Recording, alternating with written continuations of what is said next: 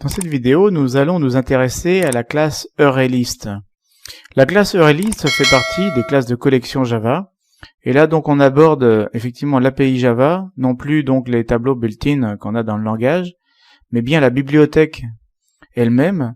Et la classe ArrayList n'est vraiment qu'un tout petit bout des classes de collection qui sont disponibles. La classe ArrayList est néanmoins un très bon exemple de ce que la classe de collection peut vous apporter par rapport à un tableau. Donc nous allons d'abord voir ce qu'est le java.util.ArrayList, car il s'agit effectivement là de son nom complet. Vous savez qu'en Java, les classes sont placées dans des packages, et que quand la classe est placée dans son package, qui est normalement la règle, eh bien le nom de la classe est pleinement qualifié du nom de son package. Donc en réalité, la classe ArrayList fait partie du package java.util. Java.util, comme son nom l'indique, regroupe pas mal d'utilitaires, pas mal de classes très utiles en Java. Nous verrons comment initialiser une ArrayList, alors de façon peut-être un petit peu bestiale, peut-être un petit peu robuste, trop robuste pour certains, mais il faut se souvenir que Java est un langage qui se veut simple et efficace. Ensuite, le parcours de l'ArrayList bien se fera d'une façon très semblable à ce que l'on avait utilisé pour le tableau préhistorique que l'on a présenté avant. Alors d'abord, qu'est-ce que c'est qu'une ArrayList? Donc c'est une classe qui va vous permettre de créer des objets, une classe que vous trouvez dans java.util. Ça représente un tableau dynamique, donc en sous-jacent, mais à la rigueur a-t-on besoin de le savoir, il s'agit d'un tableau, sauf que cet objet va se redimensionner seul, donc cette ArrayList, cette ArrayList, puisqu'il faut mettre au féminin, se redimensionne seul. Et en fonction donc d'une stratégie très simple, c'est que quand il n'y a plus assez de place, on réalloue de la mémoire. Vous pouvez aussi, bien entendu, si vous savez quelle est la capacité dont vous avez besoin en termes d'allocation, provoquer l'allocation immédiate dès la construction de l'ArrayList de suffisamment de cases pour ranger vos données. La grosse différence par rapport au tableau donc représenté par la classe Array en Java, c'est tout simplement que le tableau offre très peu de services, alors que là, nous sommes devant une classe qui a été travaillée pour la bibliothèque Java, et donc elle offre pas mal de services, des services supplémentaires, beaucoup de services supplémentaires par rapport au tableau. Pour ce qui est de l'initialiser de l'ArrayList, tout simplement, vous avez la possibilité d'abord de donner une taille à votre ArrayList, donc cette taille initiale va être une préallocation, une allocation mémoire en fait, qui évitera de réallouer la mémoire lorsque, avec des adds, vous allez dépasser de la capacité actuelle de l'ArrayList. Avec l'ArrayList, en fait, on a une différence entre la capacité, qui est le nombre de cases allouées, et la size, qui est le nombre d'éléments que vous avez ajoutés. Pour ajouter dans une ArrayList, vous utilisez add. Vous allez donc la remplir au fur et à mesure avec add. Vous pourriez aussi éventuellement directement créer l'ArrayList à partir d'un tableau, tout simplement, ce qui permet une espèce de syntaxe qui rappelle un peu la syntaxe d'initialisation des tableaux, l'initialisation statique. Bon, je suis pas forcément très chaud sur ce genre d'approche. Ça mélange un petit peu plusieurs mondes. Ensuite, pour ce qui est de parcourir l'ArrayList, eh bien, vous aurez finalement un peu comme les tableaux, deux possibilités. Soit vous allez travailler avec des indices, car l'ArrayList garantit l'ordre d'insertion, ou plus exactement garantit la conservation de l'ordre d'insertion dans le tableau. Donc vous allez pouvoir dans l'ArrayList récupérer le IM élément si vous avez rangé quelque chose à la IM place. Donc aucun problème avec ça. Et sinon, ce que vous pouvez faire aussi, c'est bien entendu utiliser le for each que nous avons depuis Java 7, qui parcourt les éléments jusqu'à... Alors c'est là justement la grosse différence par rapport au tableau, c'est que le for each va aller jusqu'à size en fait.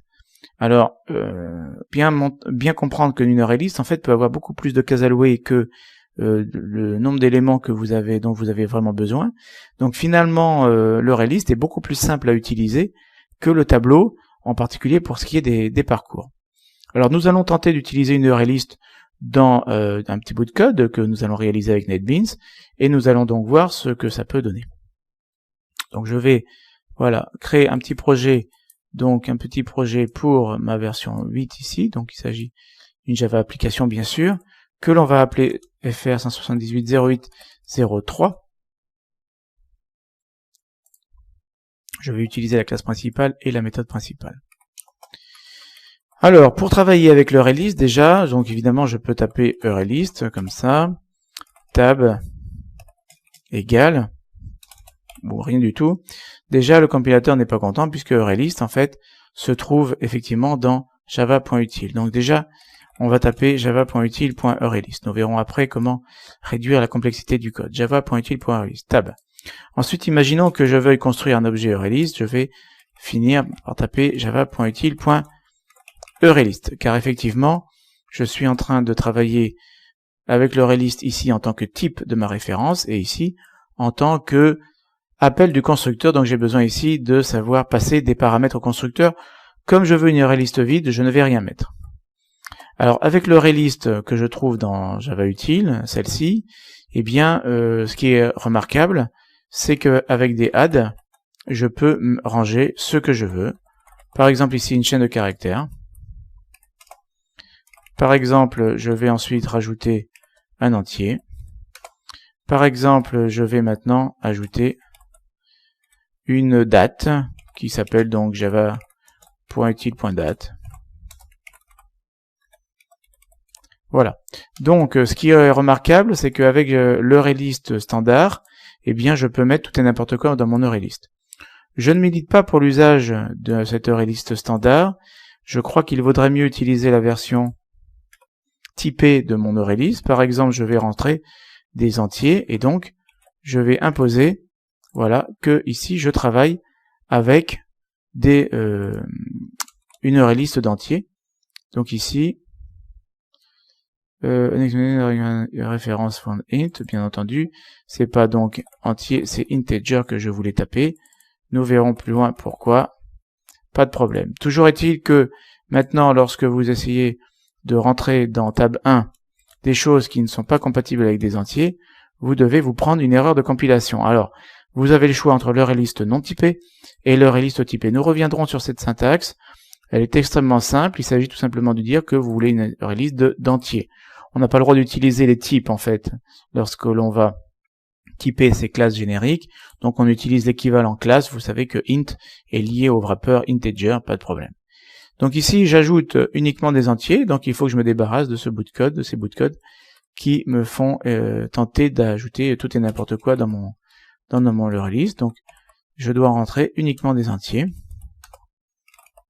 tab3.add. Voilà. Donc là, j'ai rentré, hop là, tab1.add.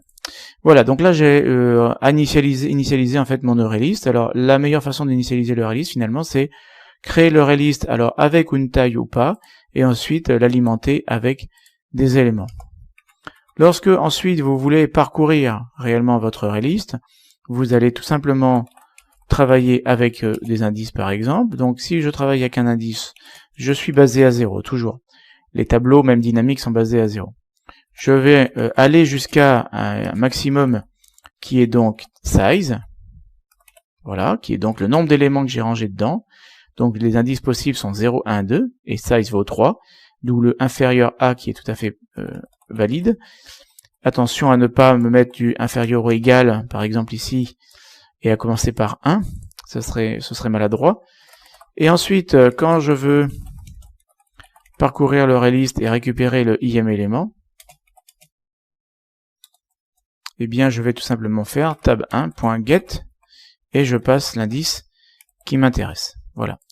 Donc le get en fait me permet de récupérer l'objet que j'ai inséré à la im position, à la indicième position, et donc ça c'est bien la preuve que ArrayList est comme un tableau, c'est-à-dire que les éléments sont insérés dans un ordre qu'ils conservent.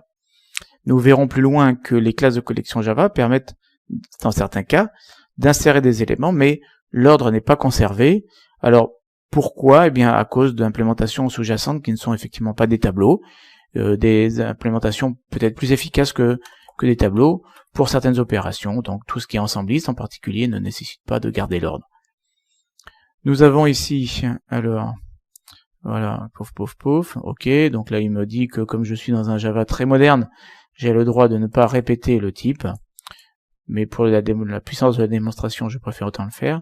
Et si vous voulez utiliser le for each, eh bien en fait, i int v, c'est la valeur que je vais trouver dans tab 1. On remarque donc ce code fonctionne tout à fait encore, comme pour les tableaux. Donc vous voyez que la transformation finalement d'un conteneur tableau en un conteneur list ne va pas forcément demander beaucoup d'efforts. Si vous voulez une initialisation de l'ArrayList qui soit plus courte, donc si vous voulez, alors pour avoir donc cette écriture possible, mais à discuter, en particulier dans l'intérêt de lisibilité, dans un intérêt de lisibilité, je ne suis pas bien sûr que ce soit très à mettre en avant. Bon, les java.util, on va voir ensuite comment s'en débarrasser, parce que c'est vrai que ça devient un petit peu saoulant. Donc ici, je suis pas obligé de répéter le type, alors je vais en profiter. Vous utilisez la classe arrays ici, asList la méthode, et vous donnez votre liste de valeurs d'initialisation. Et vous vous retrouvez donc avec finalement une énumération des différentes valeurs que vous pouvez directement, avec laquelle vous pouvez directement alimenter le ArrayList. Alors, est-ce que cette écriture vous semble simple et lisible? Bon, si oui, eh bien, il faut l'utiliser. Sinon, ne vous en souvenez pas, c'est pas bien grave. L'initialisation d'une ArrayList se fait par des adds et c'est tout à fait bien et efficace. Voilà, donc ce qu'on a couvert, c'est la découverte tout simplement de la classe ArrayList de JavaUtil, autrement dit java.util.ArrayList. Nous avons vu comment initialiser une ArrayList, donc de façon extrêmement robuste, même nous avons vu deux façons de faire, et nous avons vu que parcourir une ArrayList, sachant que les éléments sont conservés dans l'ordre d'insertion, eh bien ça revient quasiment à parcourir un tableau, sauf que l'opérateur crochet-crochet n'existe pas et que vous utiliserez la méthode get pour extraire le im élément.